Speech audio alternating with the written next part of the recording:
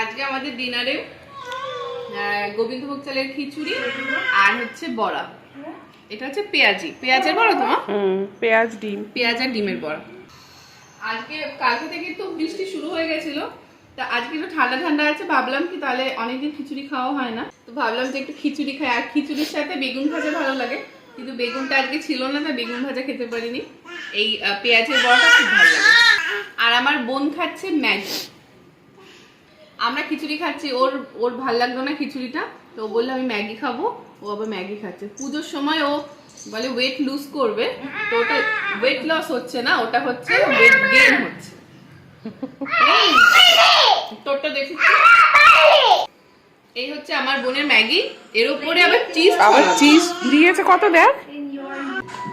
ম্যাগিটা আমার খুব ভালো লাগে, কিন্তু খিচুড়ির সামনে ম্যাগি কিছুই না। দেখ ভালো আছে।